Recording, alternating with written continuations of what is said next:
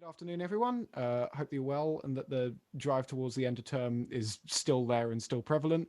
Welcome to this joint workshopping event held in collaboration with both DOMAN and NAME. We welcome members from both societies here with us today, and we hope you can take a lot out of this session. Now, today's session, we have our guest, which is composer and intuitive musician Carl Bergström Nielsen, who will, in this quasi-interactive session, or as interactive as we can get over Zoom, work to develop upon original name composition Joy that works both in and out of the online sphere.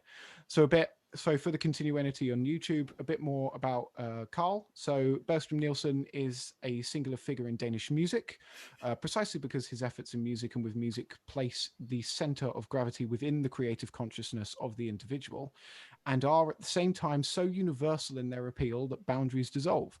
Now, as a theoretician, teacher, organizer, performer, and creative artist, Bergström Nielsen has chosen alternative music making as his main field of activity. Intuition is of prime importance to Bergström Nielsen, Nielsen's philosophy and musical world, who insists on the values of being truly present in every single moment, while at the same time being free of preconceived notions. He himself plays several instruments, both ordinary and less ordinary, as hopefully we can bring to the session today. In his work, he has taken a particular interest in improvised music, as well as music performed according to ad hoc rules, and music played from sheets and scores with graphically designed non-standard notations. Now, I won't be participating in this workshop, sadly, but I will be in the background to monitor the call to make sure there are no technical glitches that disturb the meeting at all. And as I said before, and for the continuity on YouTube, this Zoom call is being recorded and will be published to both Doman and Name's YouTube page either tomorrow or Friday. Once it's up, we'll share the link on the Facebook event of the talk that you were introduced from. So that's enough from me. So without further ado, Carl, take it away. Thank you very much. Thank you very much. Well, as you might have gathered from this text, I'm very fond of the experimental tradition, and that includes improvisation and new forms of notation. Well, it goes back to the 70s. I won't tell all the details, but I'll provide some main insights and pass them on. Try that in case. Experimental music in the Western world has a very, very rich tradition for improvisation and for making interesting notation, interesting forms of composition. It's not always so well known. Often people know just some few examples. But it looks like we should get going in practice and get to know some of this diversity. Improvisation really has such possibilities within experimental music. It's not only in jazz. Maybe you know already, but okay, let's go. Yeah, George has no. Yes, I'm just. Oh, hello, Alfie. Yeah, I'm trying to overview. This is slightly different than being in a room, and we're going to make music. But let's try to one after another, just to make a short statement of playing, so that we can hear each other. And we don't have to mention our names because they are already printed on the screen. I could start to make it easy.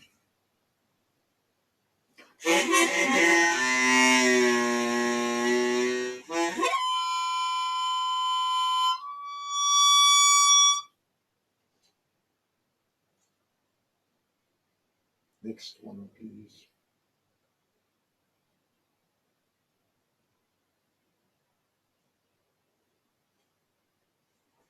Do we have any particular order? No, please volunteer or do it in the order of the Zoom screen. Okay, I will.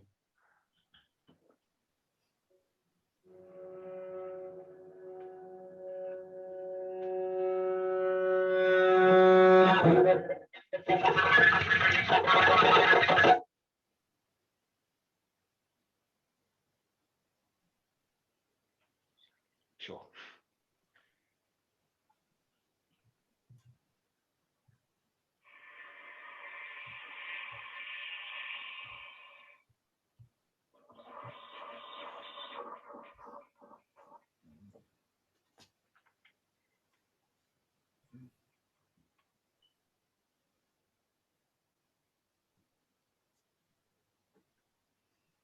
No one else is going to go. I can go. Thank you very much. Haven't played in a while, so I'm a bit rusty.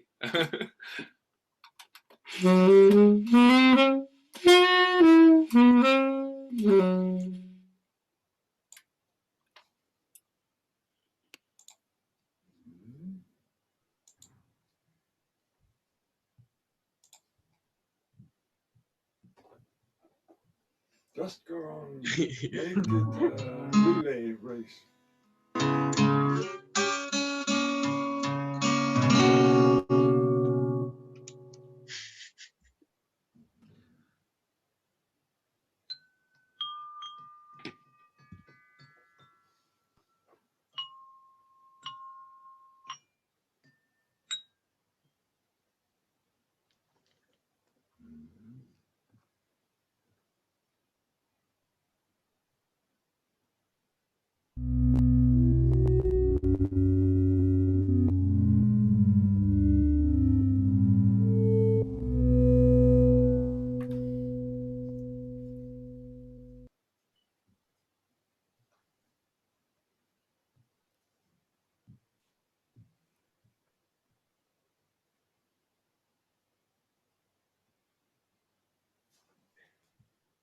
No sound. Elizabeth, please turn on your sound and try again.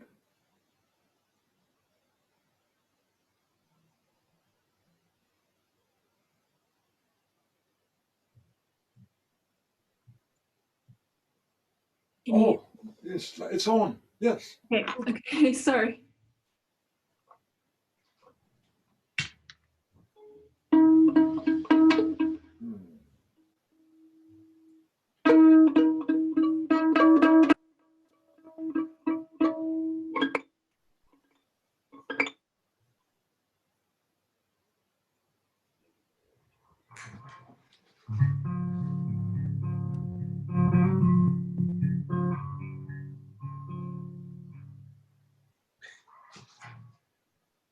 Yeah.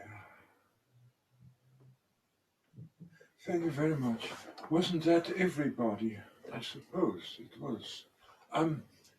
Already now, as to the sound, I think Eupen was rather loud, but Benjamin was rather soft. So if Benjamin could become maybe a little louder, I'm not sure whether there was some distortion or whatever, but we'll see along the way. Yeah. So let's start. Yeah. In order to see how much delay is there, let's make a simple trivial pulsating. Let's try to get together on that. No subdivisions, just boom, boom, boom, and see whether we can actually do that under these conditions and what might happen. Okay, let's try.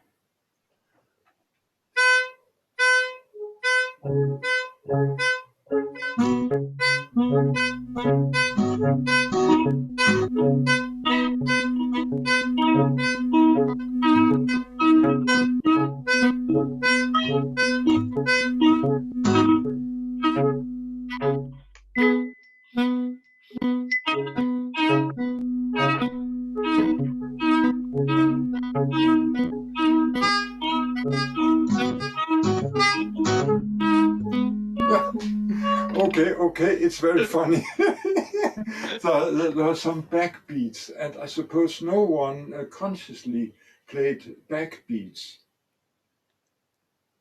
No. Did you all hear the backbeats? Yeah. Yeah.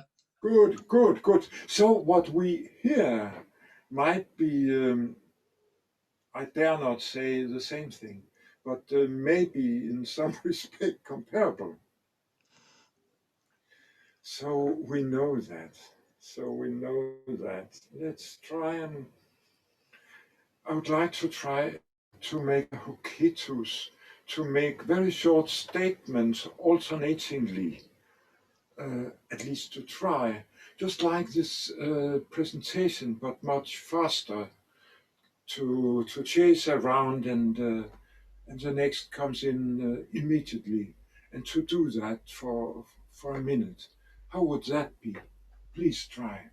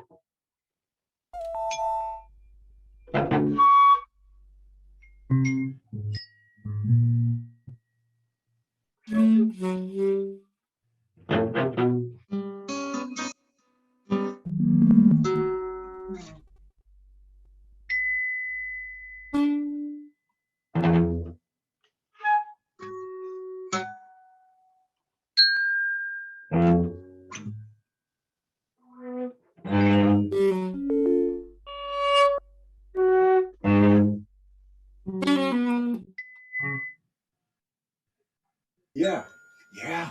I think it's more or less functioning technically and musically. It already begins to get absorbing and interesting to listen to.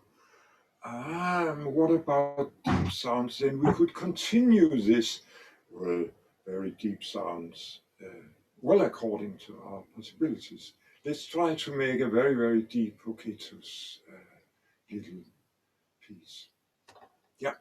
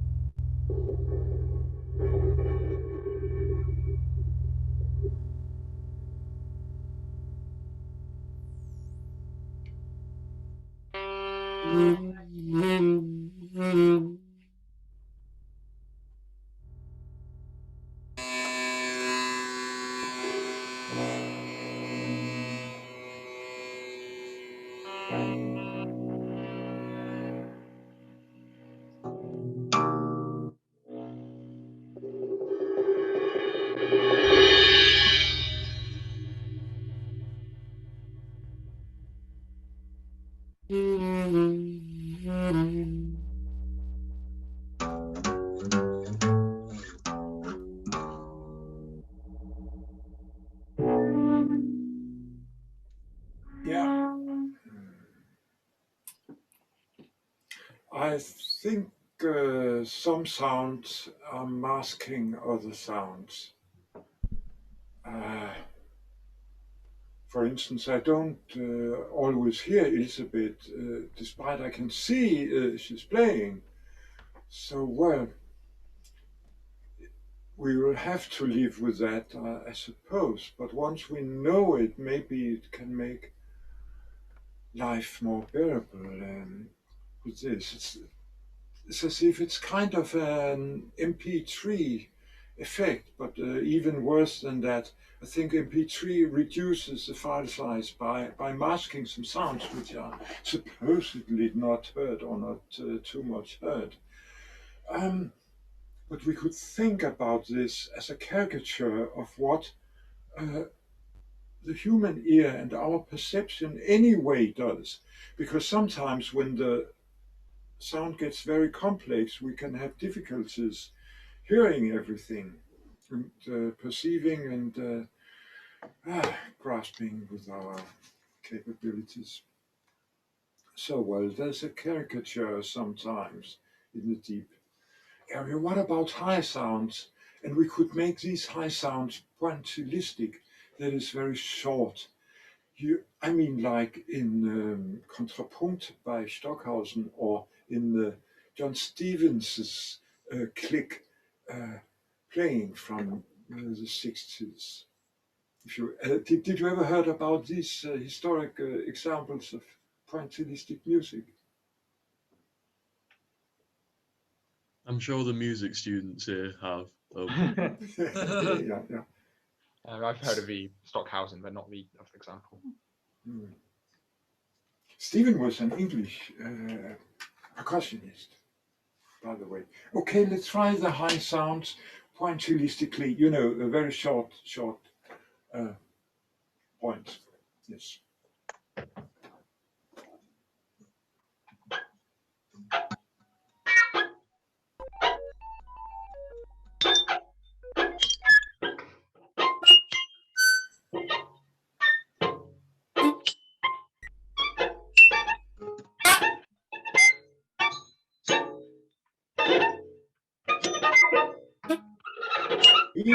Yeah. Interesting, but it sounds a bit like compressed. It's more or less maybe necessarily done by the system, but I wonder if we could try to make piano and pianissimo also. Yes, and don't worry if you're getting into the middle ground or even into the background. Sometimes background sounds are the most remarkable ones musically. So don't worry, then try different dynamics. Yeah.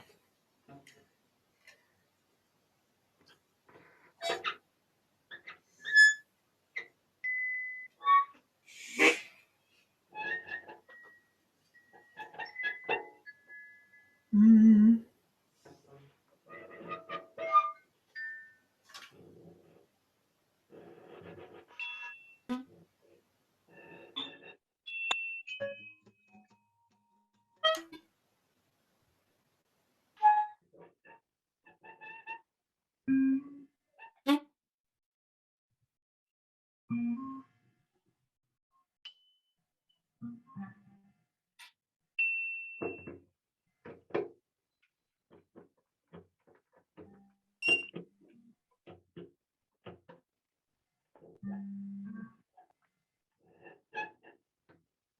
Yeah. This is absolutely improving. So a piano can go through the system without being lifted up. Did everyone notice everyone else? Probably not, to be honest. It's just sort of this general array of chirping noises. Chirping, what is chirping exactly? Sorry for my language. Like birdsong. Oh, birdsong, chirping. Oh, you mean chirping, like tweet, tweet, tweet, tweet, and such figures. Yeah, but it could be any kind of music figures, also in the micro level.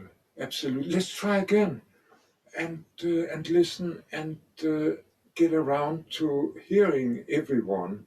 I think I heard maybe everyone, but I'm not quite sure. So let's do it just again and listen outwardly.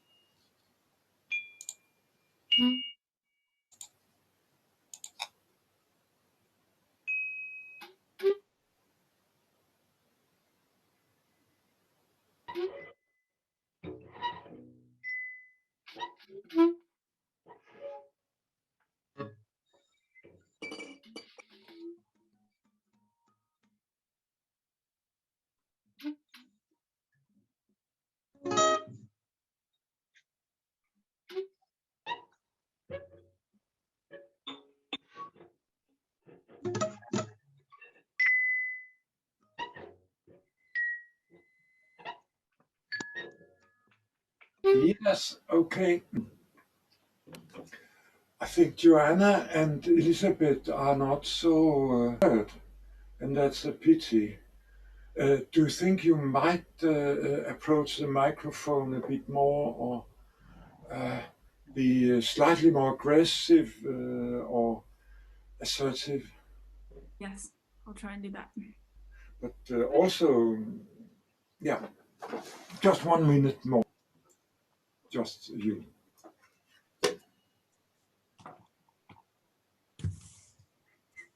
Same thing again, yeah? Yeah. Oh. Hmm.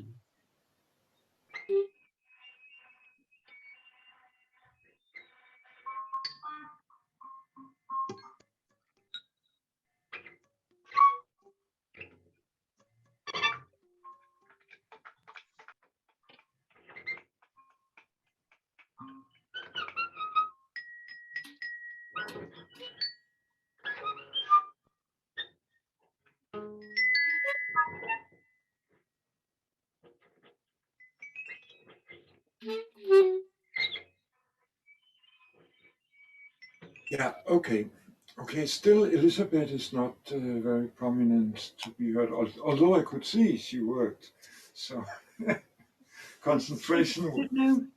I don't know if there's a setting I can do, because I've unchecked the automatically adjust microphone volume on Zoom. And it's at maximum. Yeah, it is. So I'm confused. I'm sorry. It might Okay, not but be as do you such, think but you could get closer to microphone? I could try. I'm as close as I can get without sort of elbowing my laptop, but I can try even more. Or maybe take some heavy books and put under the laptop. Yeah. Okay. Okay. How did you like the music till now?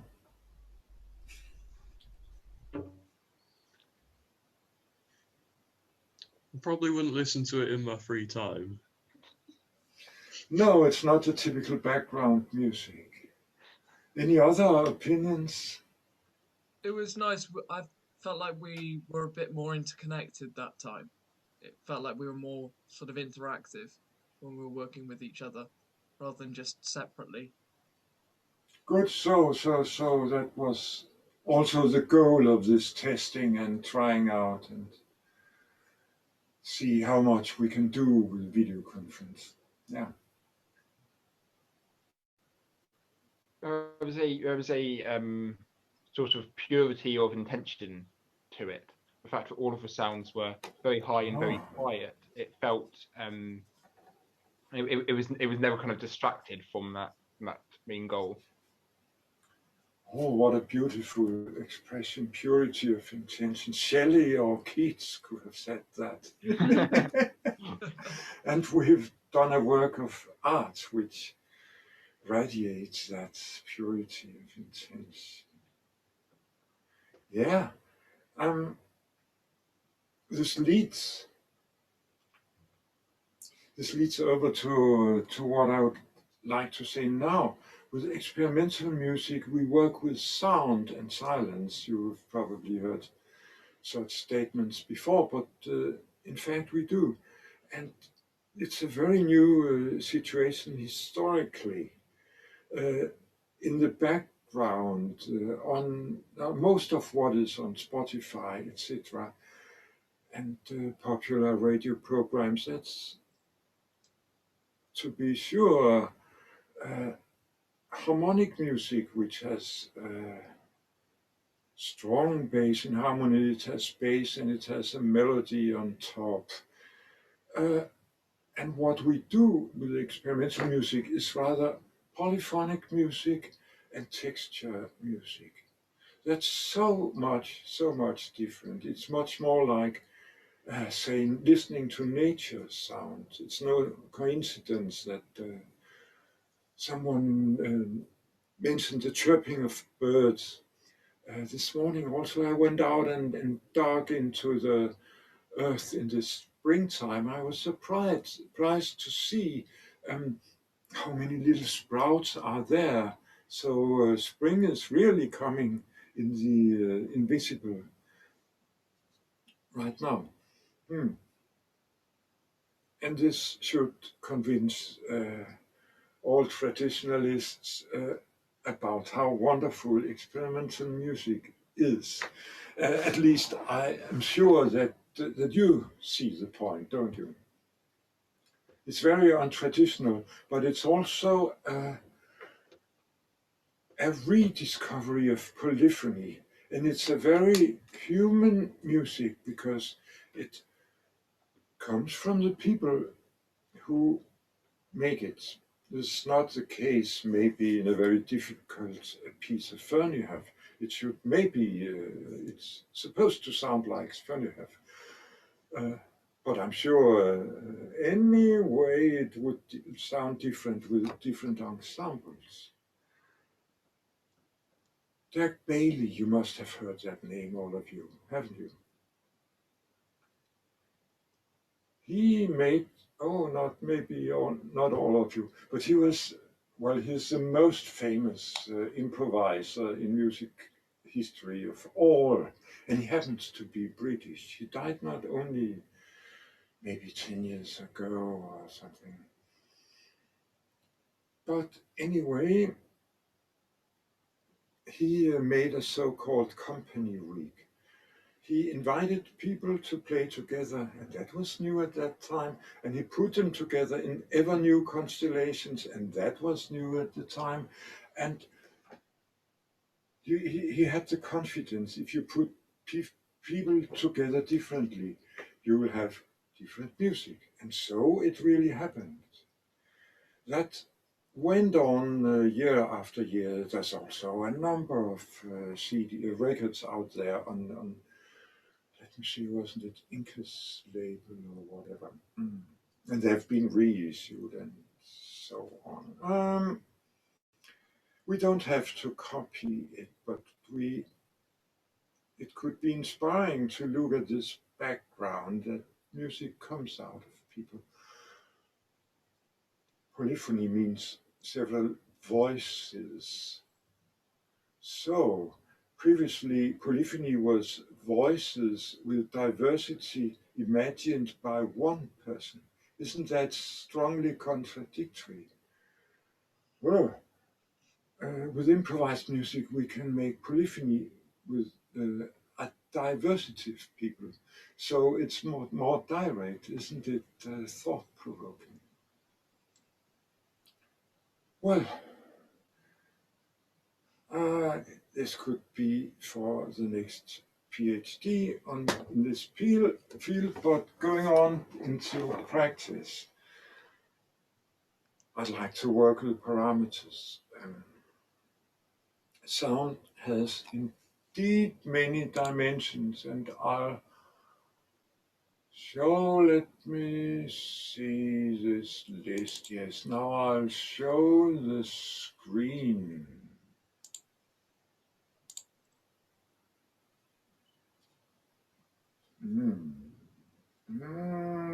I'll have to find the right app, which is here. Yes. Now I say share. Can you see the document? Yep. Yep. Some parameters of musical sound. This graphic feature is to suggest that the number of different dimensions is not finite. You know, musicians read traditional music writing like a coordinate system. We have durations going on horizontally, and then we have pitches up, down.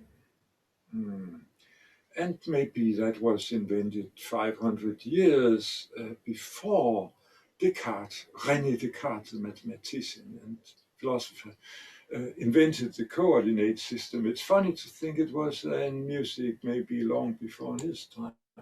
Anyway, there are many more than two, and you know that. So we think polyphonically as musicians if we have been in touch with the traditional music reading system. Don't we? Now, there's a long list, and I would love to rehearse all of them, but we'll have to take a selection.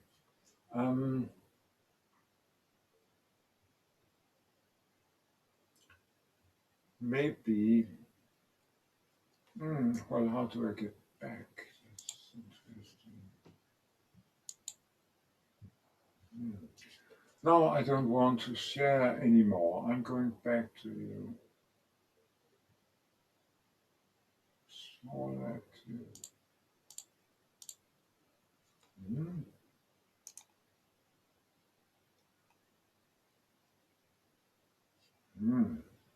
Oh. Oh, I wish to see you more clearly. What do I do? Anyone who knows what I could do?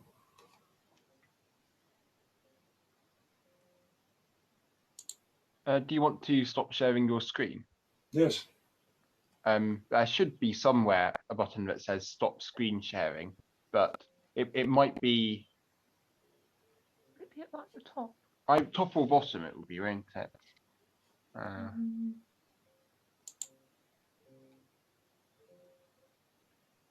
Top of video. It's not on top of the thumbnail video screens. But maybe Does anyone know where stop screen sharing is? Oh yes, I could. I think it's at there should be like a red button at the top. There should be a bar or something that. Oh, stop share. Oh, it's a separate one. I see it. Now it goes. Oh, finally. Yeah. Let me see. Time passes. Time passes.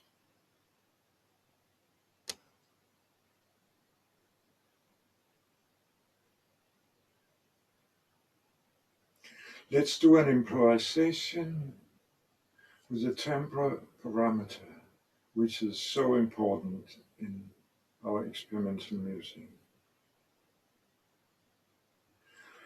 Let's try to think along the continuum of tone and noise. In one end you have tone, and in the other you have noise. Can you all make such a continuum? If someone would ask you, what is a continuum from tone to noise on your instrument? Could you do it?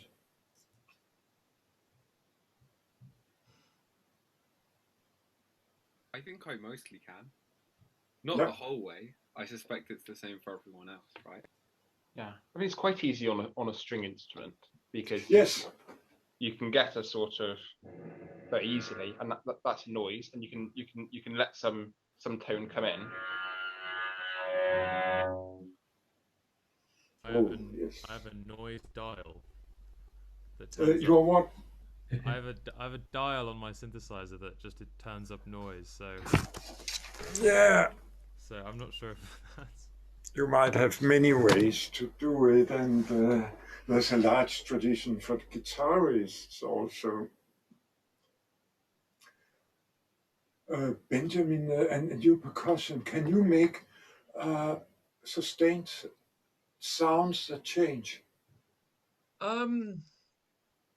I think I could, because with the glockenspiel, if you don't dampen any of the notes, it just continues resonating, and you can build up harmonics really quickly, particularly if you play loudly. And the same with this as well.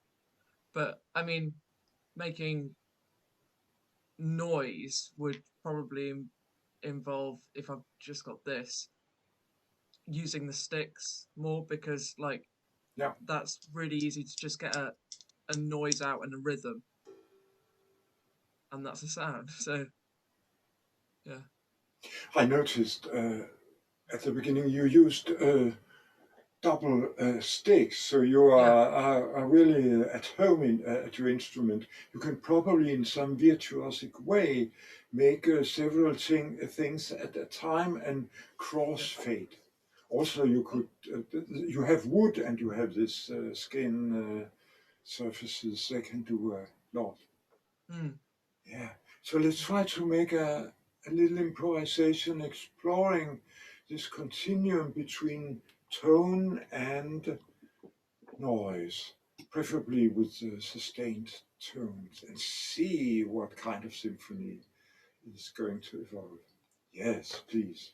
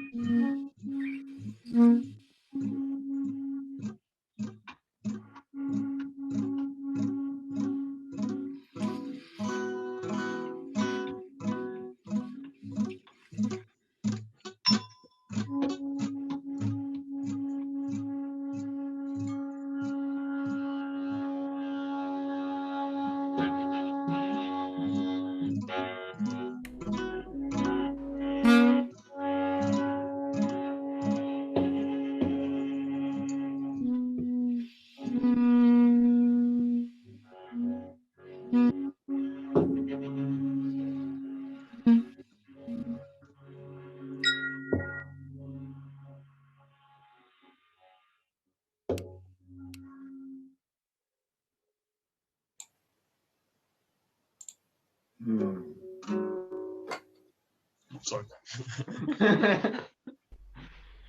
Oh, sorry, myself. Oh.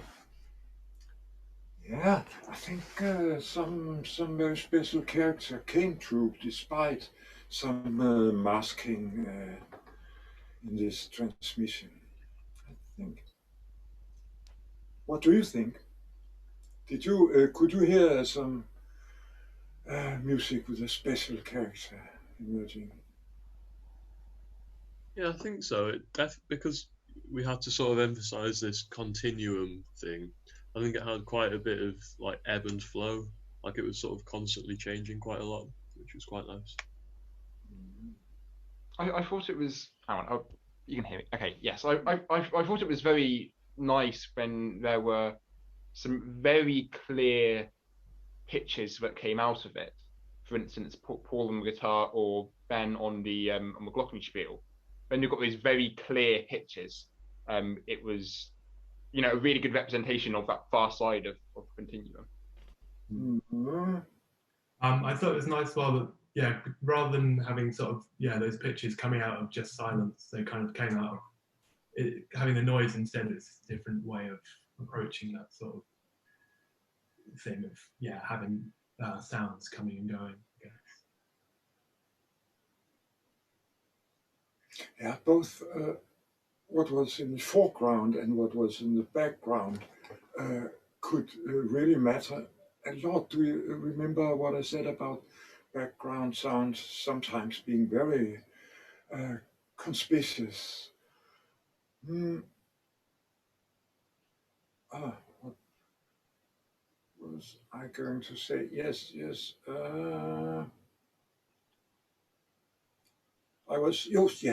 I was reminded about it's on the YouTube channel of Name Ensemble. There's a piece, I think maybe it's John White, made Sanders, I don't remember, but there's a very, very high degree of independency between performers. And exactly this independency seems to generate nice surprises. Sometimes really in piano, there was one musicians taking this melodica and making a very quiet sound out of nothing at some point, and that was absolutely beautiful. And so despite masking and everything, this effect was present. It means that a lot of diversity and a lot of details can be contained in our improvised music, even if overfilling also might occur, or it might be a danger. Well, next exercise. Okay, isn't it? We go on. Imagine a density. Imagine we are 1, 2, 3, 4, 5, 6, 7, 8, 9 people here. That's a large group. Imagine a continuum. In the big end, 9 people are playing simultaneously, and in the other end, no one is playing. There's a silent. Imagine how rich the field is in between. Imagine the task of hitting all those degrees in between.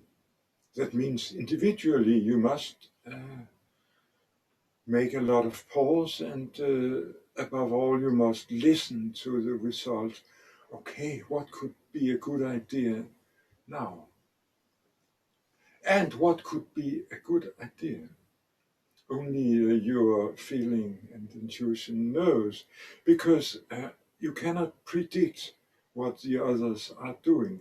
We can only hope something good emerges. We can only have some belief and some confidence. Okay, I'll make the sound now, or I'll not make a sound.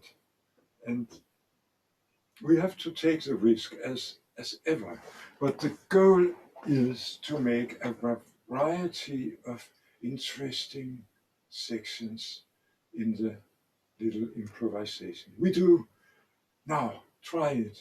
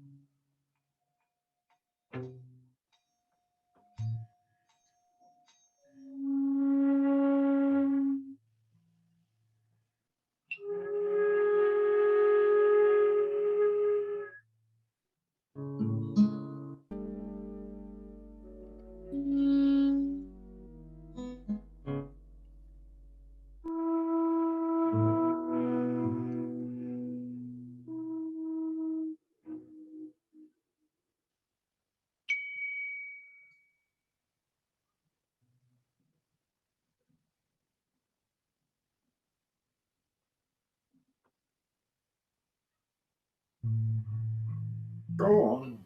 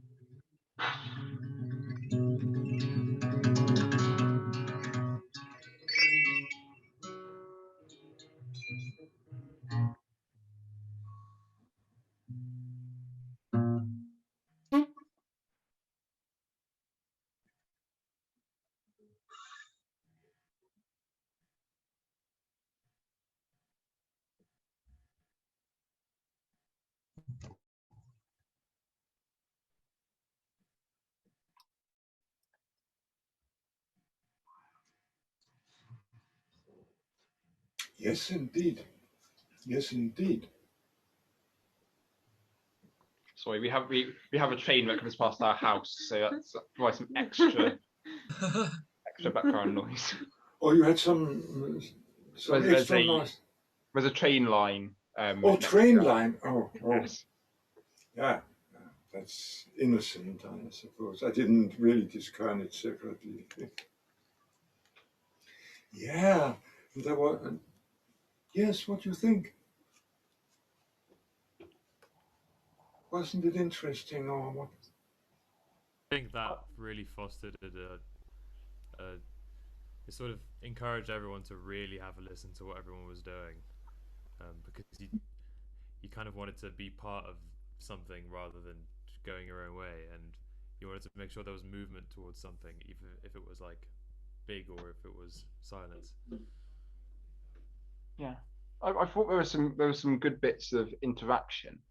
But I thought it was actually very difficult because you often cannot hear much of what is going on when you are playing.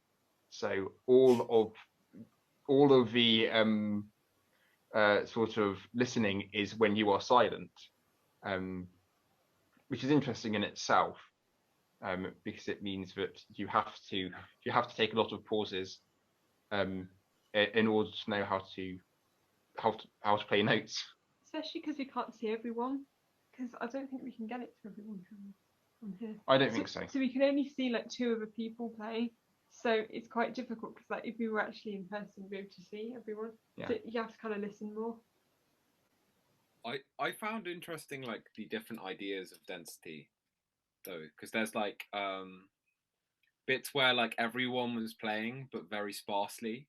Like people would just be playing little pointillistic things with long gaps, but it still felt quite dense because there's not or whatever. So, but then there'd be bits where it would only be 2 of us playing, but because you're playing a lot more notes, so there's like different effects in terms of like the number of people and the number of notes, I suppose. Yeah. I think it kind of highlights a basic discipline in improvisation. You need to decide for initiative sometimes. You need to take initiative, and you need to sometimes refrain from doing that exactly. And in this form of communication, it's probably even stricter than in a real room.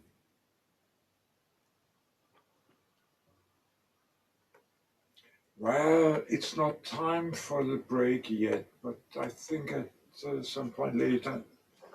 There's one more exercise I would like to propose. It's here and now. I'll share it. Share screen. Yes, and this is to be shared. You are screen sharing, it says. Yeah. You can see it, can't you? Yeah. Yeah. Yeah. Now we are ready to go on polyphonically. It's only 2 parameters. I talked about collective density, and that can be understood in a number of ways, but I we're thinking of who is playing and who is not. So it's very pragmatic about action or no action. Now it's about individual density, and then there's the timbre we already had, and instead of the traditional staff, we have just those two here.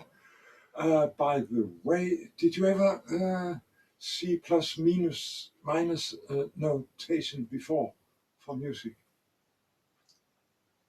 Hmm? No, I haven't. I haven't either. No, nor have I. I think I've seen. I believe. Correct me if I'm wrong, but Stockhausen uses it, and I think it might be a notation for Kurzwellen, which I've listened to a lot, but I don't know how to read it. It's called plus minus. I don't know if it uses it. Could do. Oh, your library ought to have it. I think it's a very important work. Yes, that's correct. Stockhausen's, there's a whole group of Stockhausen works with such notations. Indeed. And that's the ingenious thing of, well, having some events to start with. And then maybe you can see the cursor, can't you? Yeah. Can you yeah. Then, yeah, once outside the starting point, then it's gonna be the next event has gonna have the same individual density, and then it's got to have more noise. Next event, more individual density, but less noise and more tone. That's how I'd like you to interpret these signs. So please, all of you, this has to stay on the screen. Please, all of you, pick some random number of these. There's from 1 until 8. Inside your head, pick a number which no one else does not pick, and don't tell anyone.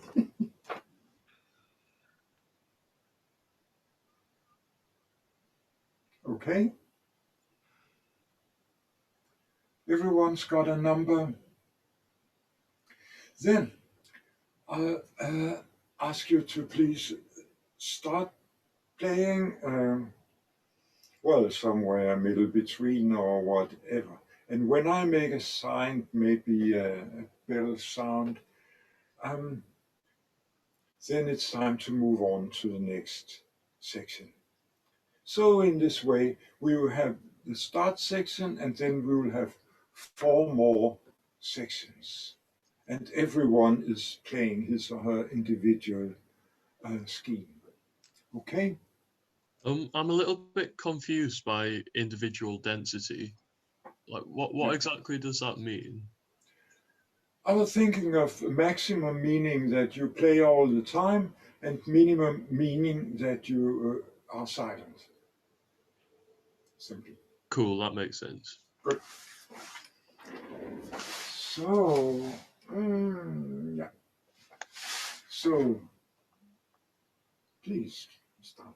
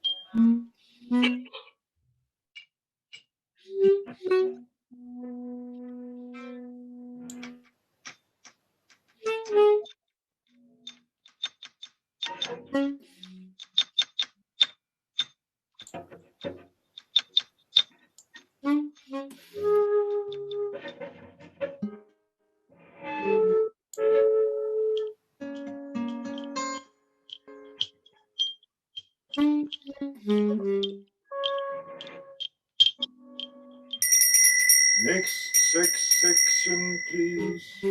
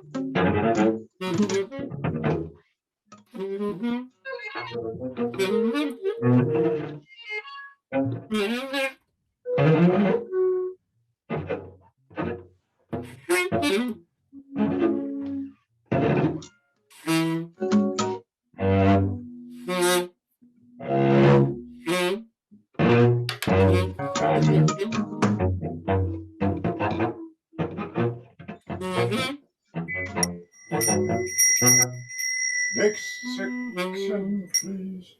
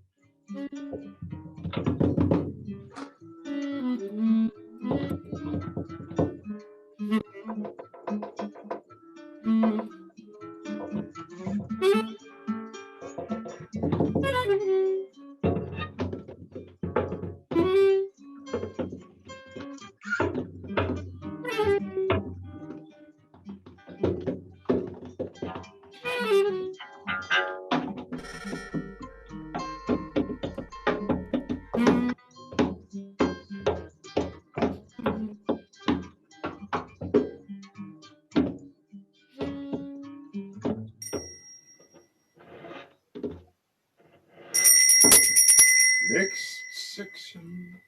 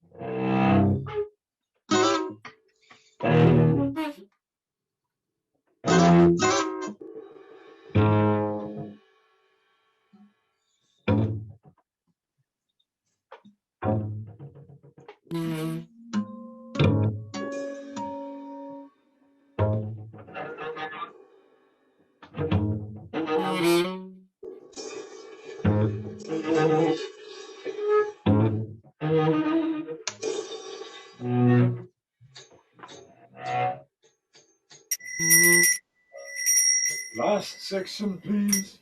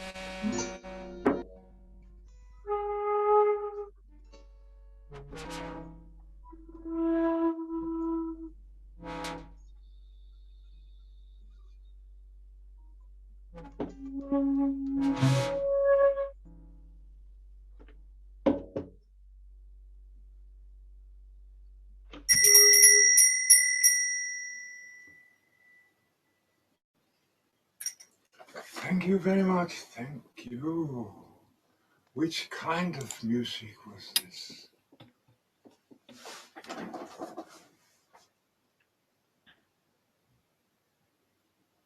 I found myself listening a lot less to everyone else. I was focusing a lot on myself doing this exercise, I think. Well, less than the other exercises, but Listening less to the others. to the others, yeah. Yeah, yeah. I think there's a strange kind of paradox there, because obviously the fact that these choices are taken away from us and we are told we have to change the way we play, which means we inevitably have to think about how we change what we do individually. But then from that, you then find yourself listening to others to try and, even though you're doing different things, to try and make those different things make sense as one thing. Mm-hmm. Maybe because you're good musicians, or maybe because somehow interesting music is being generated. It felt really odd because we were all looking at the same score, but it felt felt like it should have been more cohesive and more connected, but I felt like I was playing a bit more by myself and I wasn't listening as much because I was focusing on the score, and I think that slightly detracted away from what thinking about how to play. Mm. That's the danger of this. But on the other hand, it sounded to me like a funny collage, and I was glad that every section was different. Especially the beginning had a very new orientation always. So it was a rather thick music, yes, and in this way individuality of musicians disappeared to some extent, but as a listener to some strange and a little surrealistic symphony, I had fun.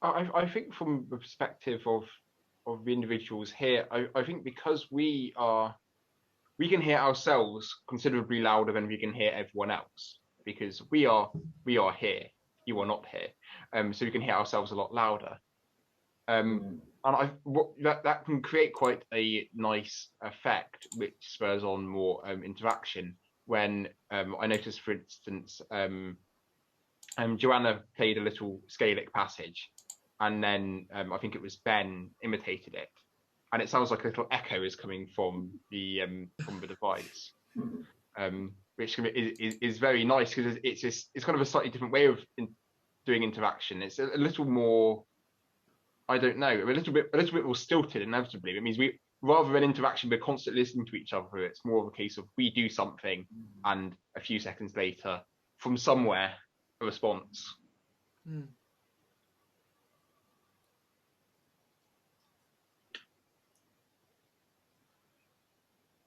I think compositionally it's interesting to note that this seemingly small manipulation generates really a change in the overall music.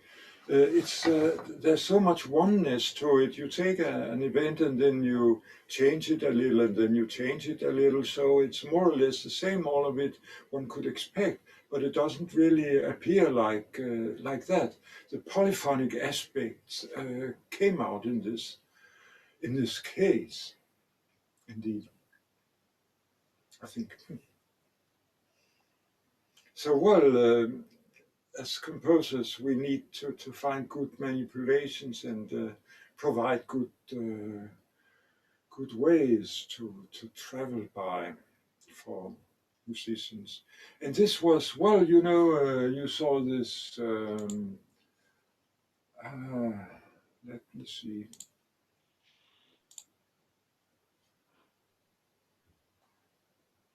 Now once more finding the right yeah.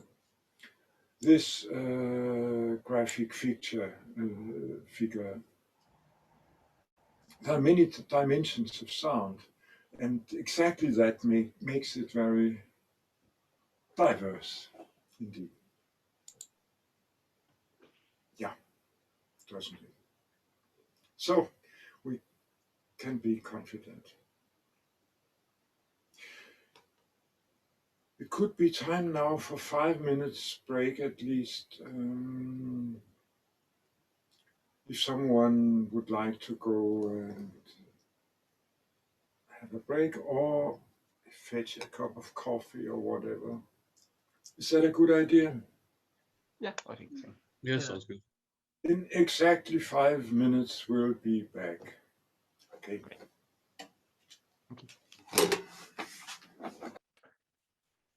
I suppose this is called Joy 2, so I suppose it's the last one, the latest one. Yeah. Well, name ensemble knows. So both the verbal instructions and this figure, which also has verbal instructions, and empty field I noticed right now. Both things matter. So, how large should the group be to play it?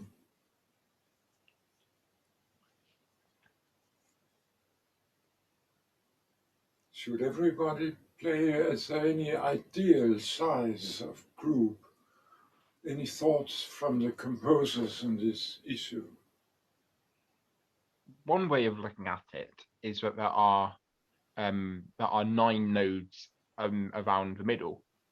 So in that sense, it makes sense for all 9 people to be playing because each one can start from a particular point. Obviously, there are other ways of doing it, but that's one approach. But I would suppose it could be permissible to take any of these starting points, or do you think one could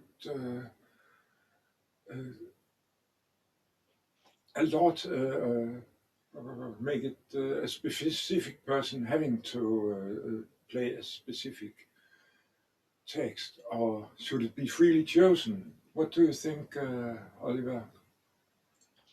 I think it could be freely chosen. I mean, if each person decides individually where they start, then we'll inevitably have some people on the same one. If we don't organise it, it should be fine. Because they'll play it slightly differently, because people interpret it slightly differently anyway.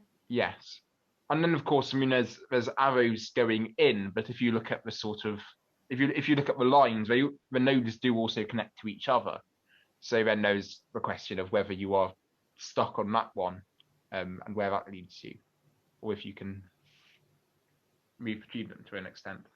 I think we could move between them, because we could kind of have it so like we choose our own one, but then if it's not quite like working for us, then we can move to another one. I mean, the arrows, the general trajectory is inwards, isn't it? But that doesn't mean that there can't also be sort of side-to-side movement, and I think that's like you see that in the sort of web. Yeah. Aha. Yeah, we're having a discussion between 2 of the composers, I strongly suppose.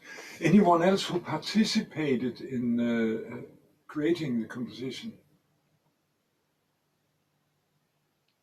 Well, the idea is that it's meant to be quite a unique experience for each player. So it is really that idea of polyphonic music where each individual person will find joy through their own expression. And then we all work towards a collective sound at the end. And it's the idea of all of us moving together to create one sort of unified sound, even if it's not necessarily tonal or coherent, but it's the idea that we all move from a place of singular joy to collective joy. No, that's not difficult to understand, I think, this idea. And you were one of the composers. Any more composers here? I think we were all involved, everyone here, weren't we? Yeah, we all sort of chipped in. Paul and Ben. So you were 4 persons responsible. Yeah. No. All of us were. Everyone in the group. All in the group, that is even more. Everyone here exactly, or some people who are not here? Yes. Everyone here. Yeah, everyone here and no one else. Less so. I wasn't there during the composition of this, but I did leave some comments on the. Oh, I see. So somehow you are a consultant. I couldn't make it. It's my own fault. Yeah, it's about taking ownership. Now we've had a little talking from the composers, and now I wonder. Oh, yes, one more thing to ask the composers. Which duration is the right one? Or should it be determined? I think it should be... Oh, sorry, you go ahead. No, I you can speak. I was just going to say, I think it doesn't really need a predetermined duration. Because I think the instructions kind of have implicit within them the duration, because it kind of matters first about your own feeling about what you're playing when you first start. And then when you feel like you want to move on and start collaborating more, that kind of second part of the piece reaches its own end when everyone feels like they've reached some kind of collective expression. So to put a time limit on it would be, I don't know, missing the point, I guess. And it could last forever. You could never find a collective expression, or it could be over in a minute. Who knows? I ask these questions partly because I think they are very frequently asked questions by musicians. What are we to do with this? Do we understand it correctly? Are we allowed to this and that? And duration and size of group could be very basic things. Now let's switch and become musicians. Assume we have understood what we are to do. Then we'll take a bit closer look.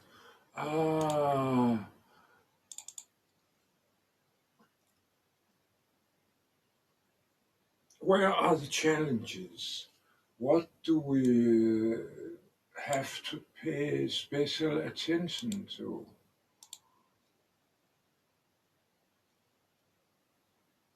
Once playing, what?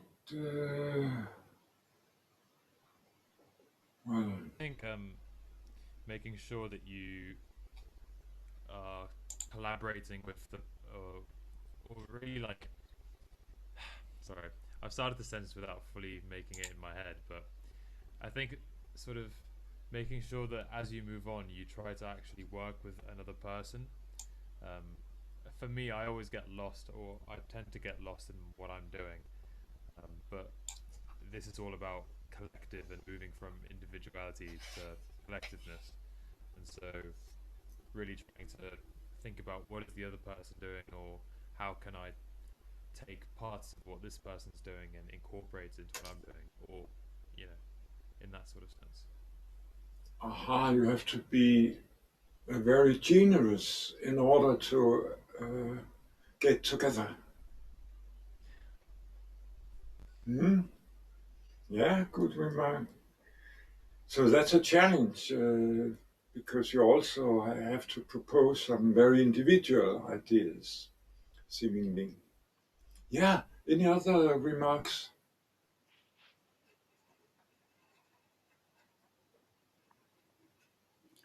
Challenges of the piece. I mean, I think maybe a challenge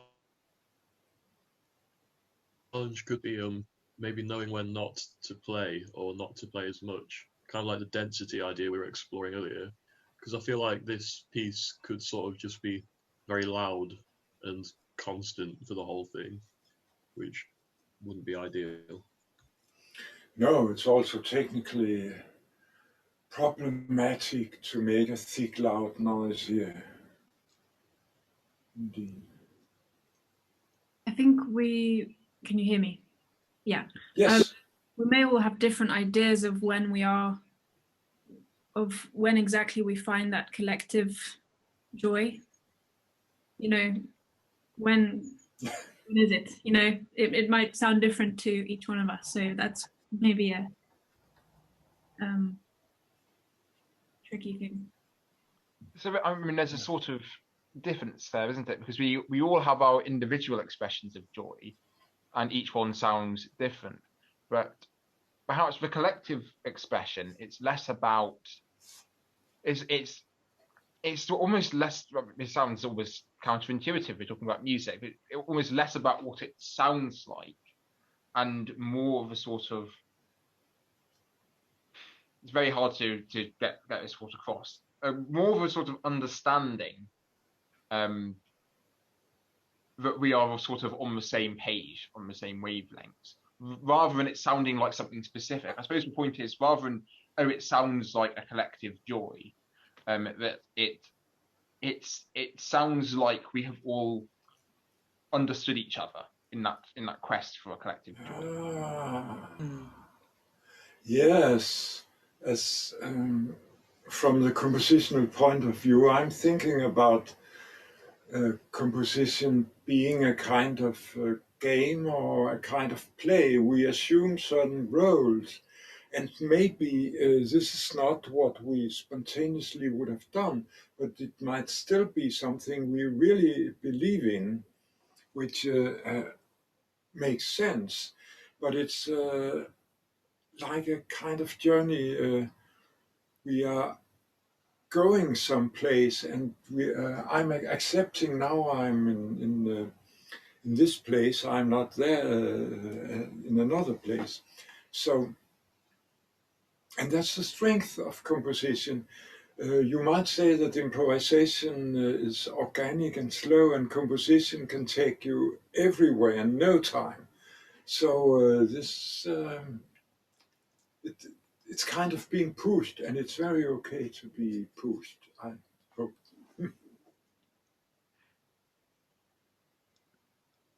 Still, we'll have to use all our ingenuity as musicians.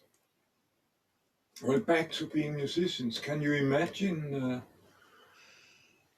the intermediate stages in this? Well, I suppose this will not be a very, very short piece. And I imagine with myself, I would be a bit patient, to not too quickly go to the end. This is not about making a very fast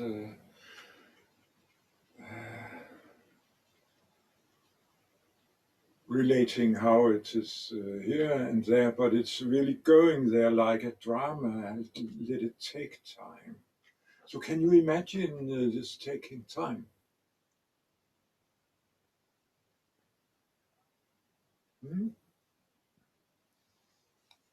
Any comments?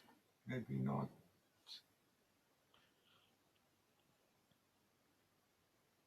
Well, that was the reason I decided to take this polyphonic exercise. It just changes slightly, but significantly.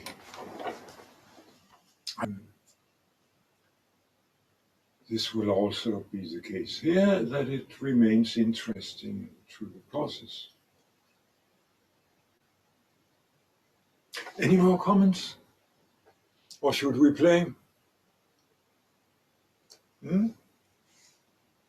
Ah!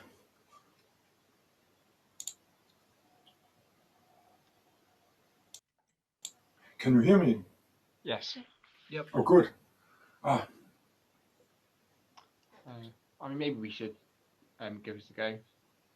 Yeah, let's go on and play.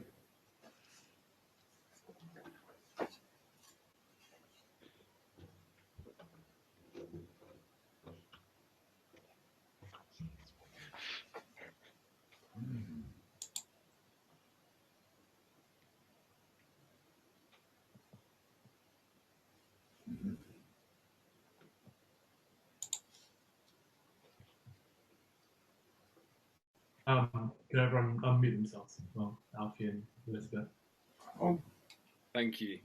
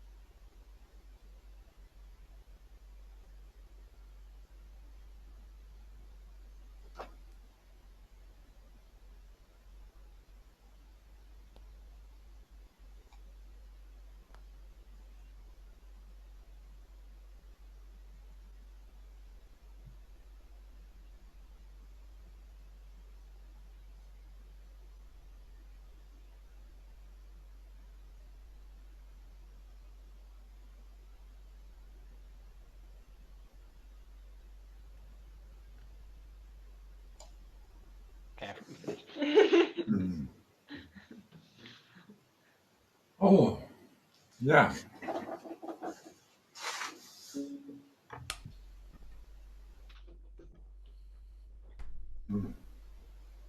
Yeah, there's a deep buzzing sound again.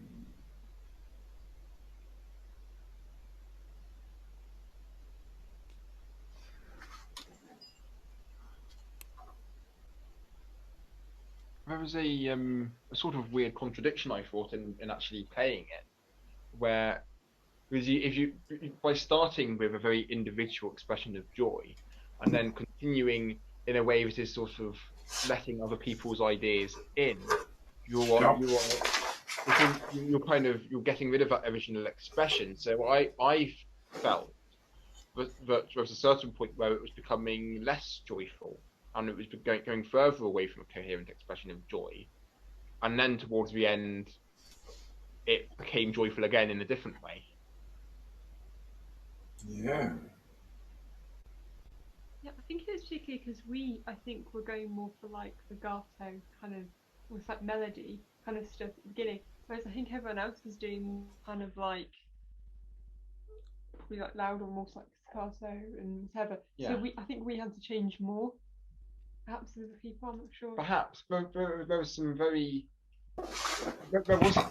I have to say, towards the end, it got to a point where there was legato, very quiet, legato, very quiet sounds that were quite similar to what I was doing before, but actually a bit more sparse and a bit quieter and a bit more noise.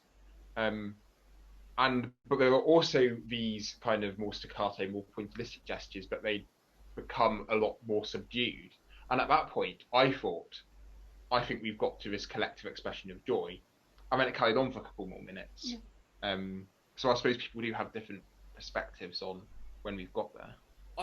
I thought what was very interesting though is as we coalesced, that idea of polyphony that you said, Carl, it felt like we kind of coalesced into groups almost. It's like some of us would be playing together and others would be playing a different thing. And then there was this interesting polyphony of like the different groups all doing different ideas. And then it would kind of morph and they'd come together and you'd get a very different kind of contrast and polyphony. And so I suppose even it's quite utopian to sort of expect everyone to magically come together in joy. Like probably the best, in reality, maybe the best that can happen is a sort of a few groups cohere sort of a bit more separately. That middle bit didn't really, you're right, Ollie, that it kind of went away from being joyful and I was like, oh, I'm not sure about this. But it was interesting musically, and I did think this is actually a really interesting, almost experiment. There you go. Yeah, I think like the key word in all of this is probably try, isn't it? Like we're trying to understand each other's joy, and for a lot of it, we'll probably fail. But the little bits where we succeed is where the magic happens. Yeah, we're touching on some psychological matter. Clearly, we are doing this as a kind of theatre piece, as a kind of journey into a universe. And isn't it hard to say to musicians, you are not joyful enough, please please be so next time. Well, we have more or less to accept the personal way musicians do it, but we can try to make the process easier for them to play the game. And in that respect, I find it a very good idea to write as you do, finding joy somewhere between yours and another's. That's very smart thought to find some place between. That sounds creative to me. And in this way, it makes it maybe easier for us to be actors who discover the great joy and make it really convincing to us, even to ourselves. Well, it was fun to participate in. It was not always easy to discern what was really happening, but it was fun.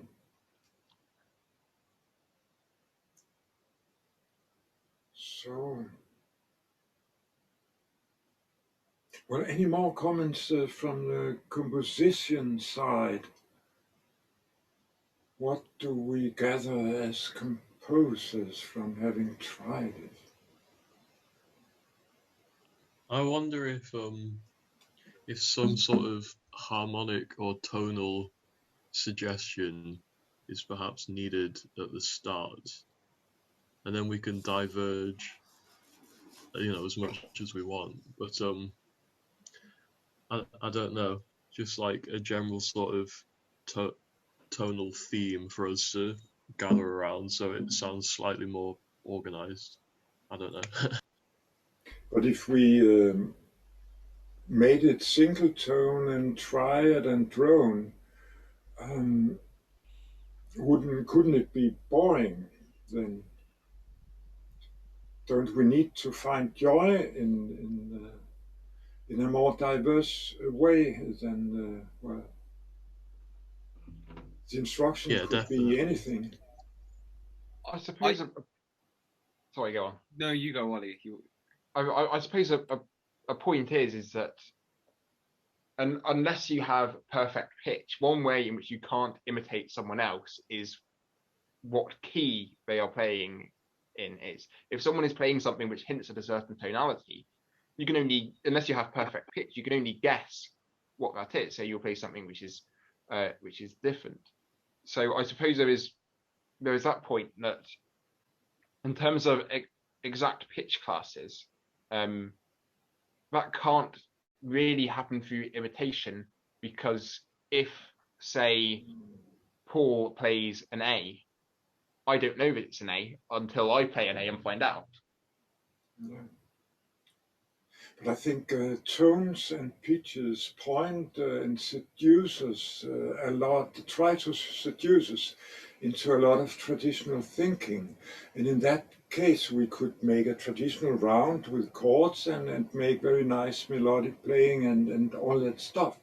But you might also think in other terms, maybe the wind gently doing a sound, maybe birds doing something which is definitely not so tonal, and a gentle voice caressing, or whatever. There are many very nice, joyful sounds that need not be tonal.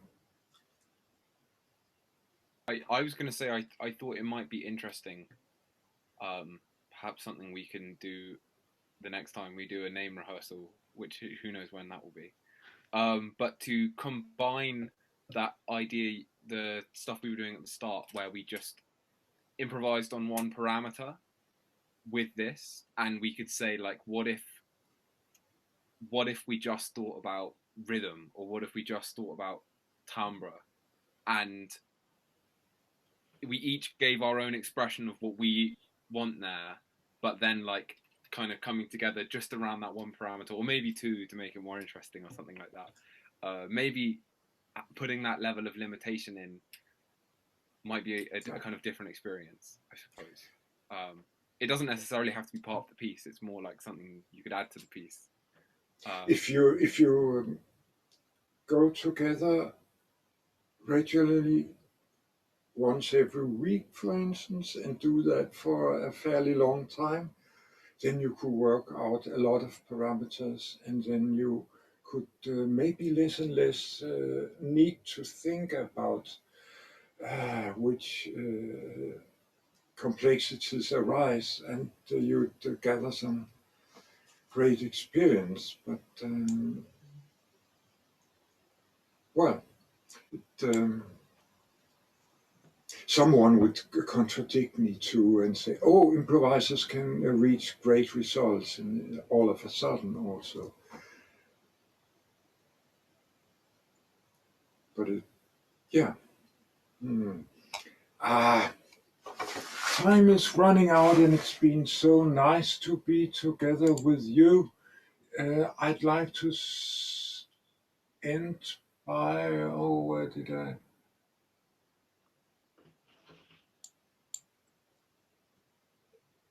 Put this, sorry, some recommendations, yes, it's here.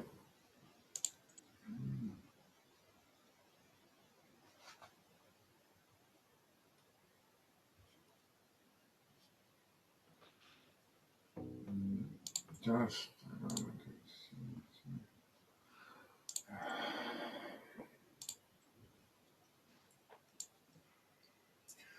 well, you don't have to read all this right now, but I tried to write some good ideas about composition down for right now. And then there's some recommendations about material one might study.